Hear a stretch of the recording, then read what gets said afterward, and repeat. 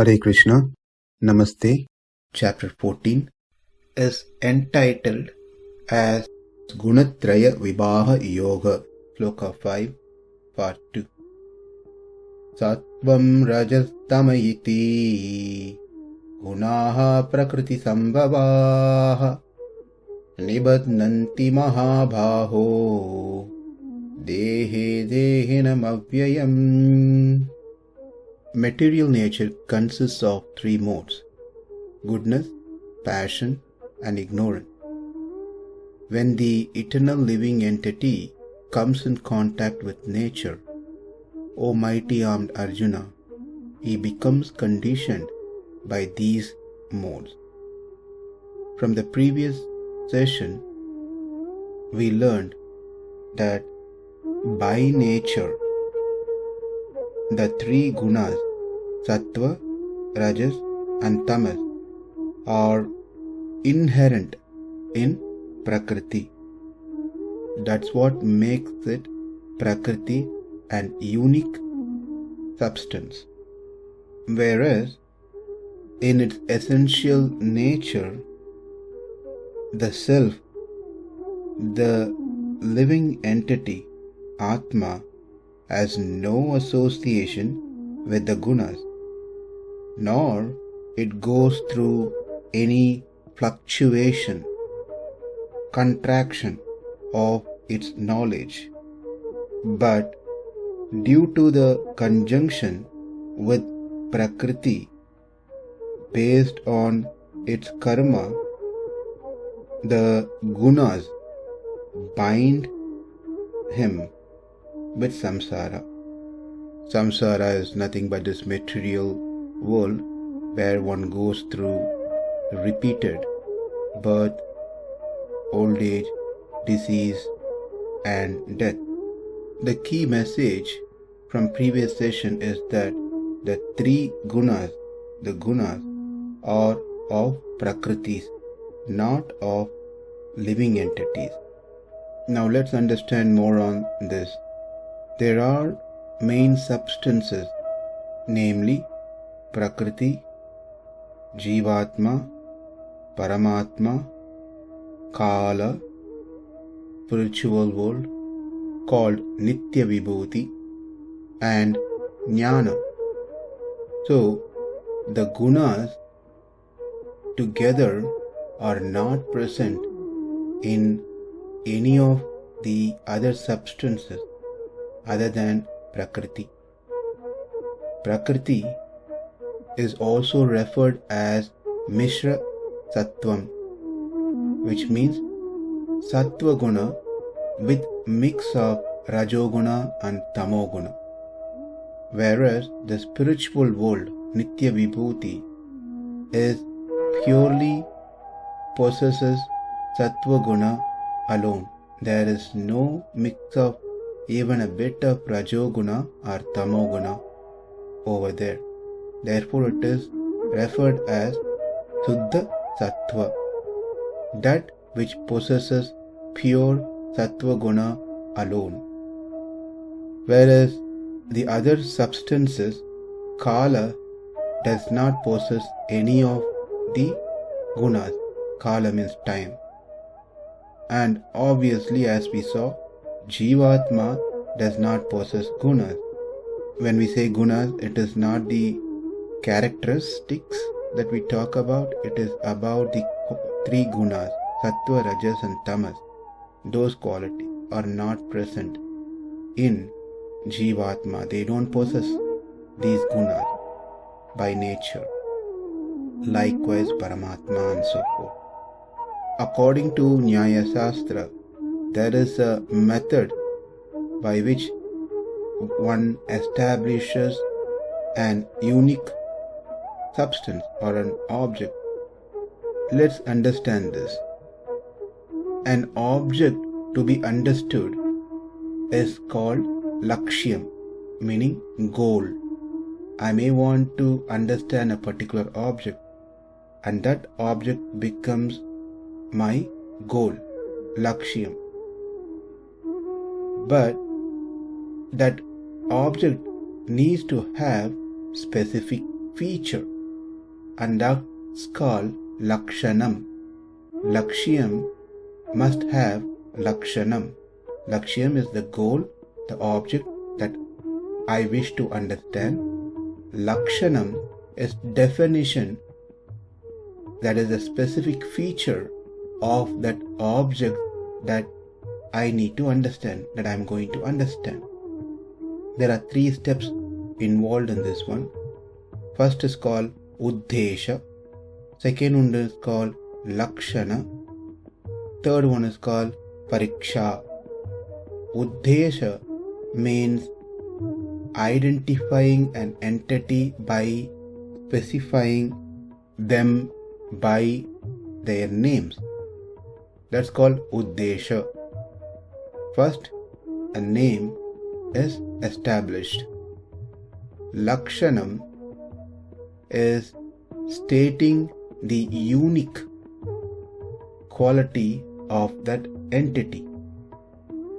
Unique quality meaning that which differentiates this entity from other entities. That's called lakshanam. And once lakshanam is stated, pariksha means scrutinize the entity and its unique quality to establish them, so that the lakshanam that's been said is not present in others. If it does, then this entity is not the entity that we identified as. When we define the lakshanam definition, it must be free of 3 doshas, 3 faults.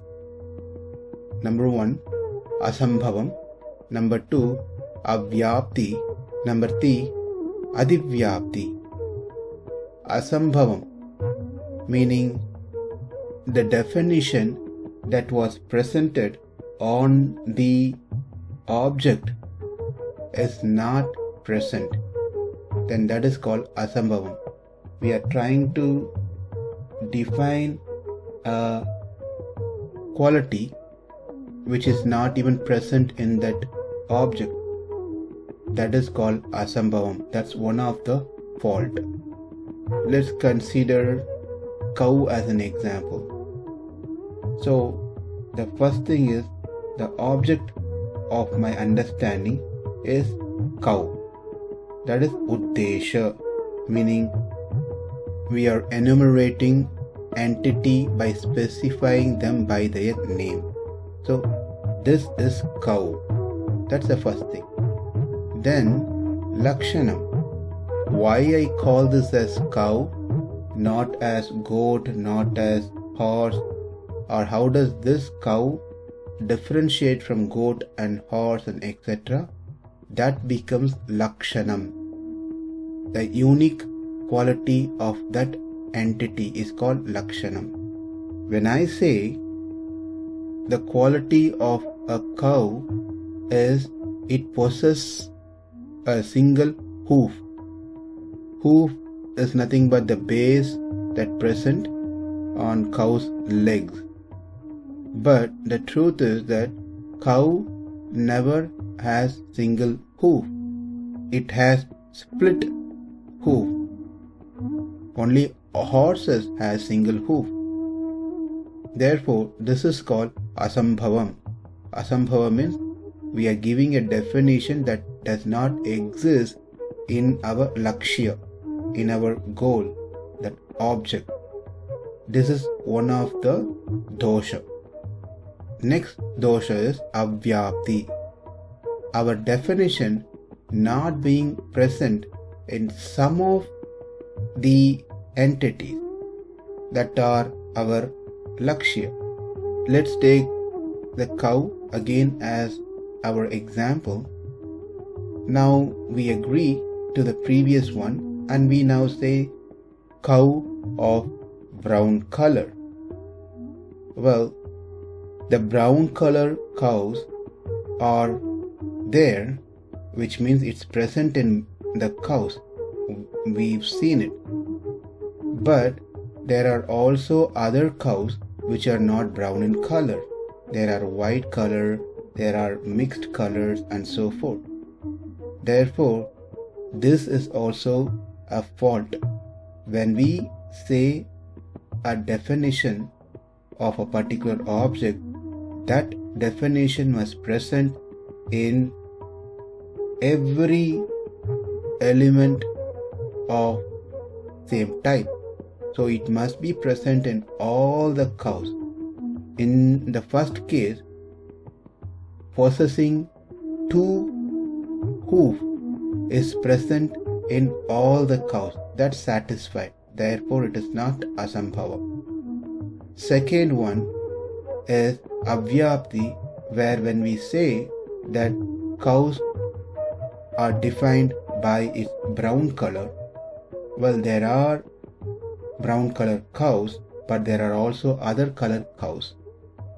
This is also an fault. This is not the right lakshana to define a cow. The third is ativyapti, meaning the definition that was presented, the lakshanam on a lakshya, is present in all the entities, but the same is also present in other entities. Then that is the third fault called ativyapti. Example, we say that cows has horns, which makes it as cow. So there is no asambhava because we are saying a thing which is present in the cow. There is no avyapti, meaning the horn is present not only in some cows, it is also present in all the cows. So there is no avyapti. But the horn is present in all the cows, but it is also present in goats, deer, and so forth. That means it is not unique to cow, and this fault is called ativyapti. So the point here is, for an object which is of our lakshya, our goal, to be understood, its definition of that particular object has to be free of asambhava, cannot have a definition which is not present in that object. Number two, avyapti, our definition present in some of it but not all.